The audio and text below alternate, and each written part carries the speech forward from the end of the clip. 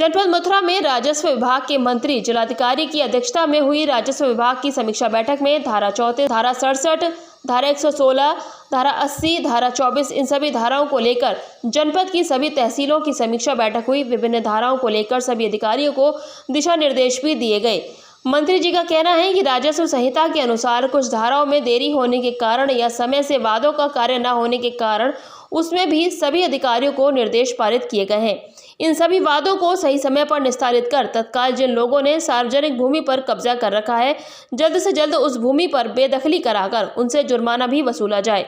धारा 24 के अंतर्गत पैमाइश भी सही समय पर किया जाना चाहिए, जिससे कि किसान को किसी प्रकार की पीड़ा का सामना न करना पड़े। और धारा 67 के अनुसार जो कमजोर व्यक्ति हैं, जिन व्यक्तियों पर रहने की व्यवस्था नहीं है, उनसे कब्जा मुक्त नहीं कराया जाए। जो प्रभावित लोगों ने कब्जा कर रखा है, उनसे तत्काल कब्जा मुक्त कराकर उन पर जुर्माना भी लगाया जाए।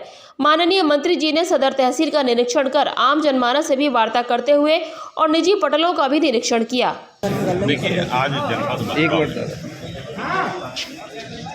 राजस्व विभाग द्वारा जो हमारी राजस्व संहिता है उसकी धारा 24, धारा 67, धारा 116, धारा 80 और भी जो अन्य धाराएं 33, 34, 35 सभी धाराओं की प्रत्येक तहसील वार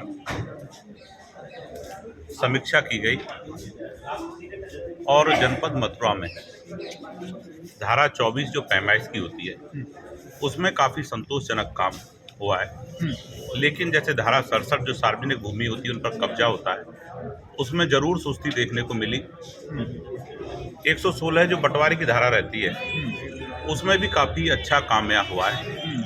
तो जिन धाराओं में अच्छा काम हुआ है उनमें सभी अधिकारियों को और अच्छा उसमें कैसे हो, जल्दी से जल्दी जनता जनार्दन को त्वरित न्याय मिले, माननीय मुख्यमंत्री जी की ऐसी मंशा है।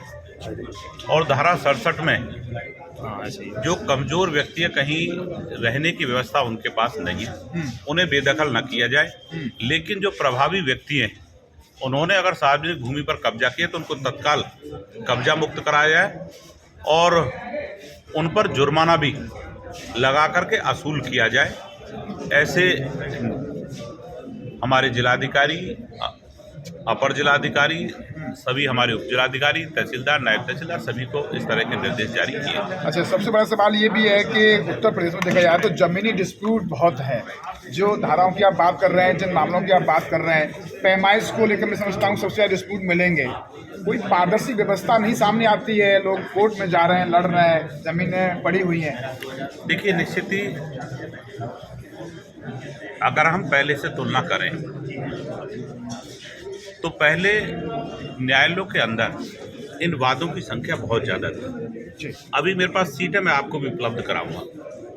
निश्चित उसमें बहुत खासी कमी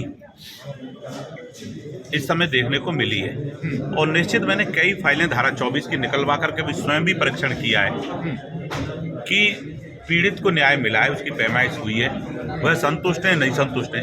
इसकी भी मैंने लगभग 5 से 7 फाइलें निकलवा करके देखी हैं कि राजस्व विभाग के जो अधिकारी होते हैं वो दोनों पक्षों से मिलते हैं, मामला अटका रहता है, न्याय मिलता ही नहीं है।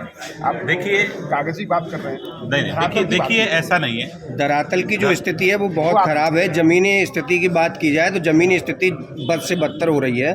सरकार भी गंभीर नहीं है और सरकार के जो अधिकारी बैठे हुए हैं वो भी गंभीर नहीं है। देखिए, अगर आपको कोई एक भी प्रकरण इस तरह का है कि धारा 24 हो, धारा 116 हो, धारा 80 हो और भी जो राजस्व विभाग से जुड़ी समस्याएं, अगर कोई भी प्रकरण आपके संज्ञान में, हम उसे निश्चित उसका समाधान कराने का जो है निर्देश जारी करेंगे और वो सही समय वह निस्तारित भी होगा।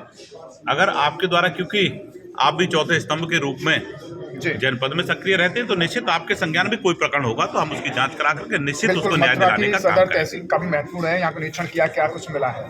देखिए, वैसे तो मैंने कलेक्ट्रेट पे समीक्षा की, लेकिन हमारा मन था कि तहसील में आम जनमानस से वार्ता करके उनके बारे में जाने की तहसील सदर में किस तरह का कार्य हो रहा है और क्या क्या चीज़ें। तो मैंने पुनः पटलों को भी चेक किया है जी कि कई बार जैसे मैं धारा 34 की बात करूं जिसमें दाखिल खारिज होता है उसका अमल दरामद नहीं हो पाता, तो मैंने उस रजिस्टर को भी चेक किया कि कहीं इस तरह की पेंडेंसी तो नहीं है जी कि फाइल में करके रख लिया हो लेकिन खतौनी में वो न चढ़ा हो। तो काफ़ी चीज़ें संतोषजनक मिली हैं, लेकिन कोई विषय आपको लगता है, मैं मान सकता हूँ कहीं ना कहीं कोई हो सकता है विषय, अगर कोई ऐसा विषय निश्चित होगा तो हम उसका प्रयास कराने का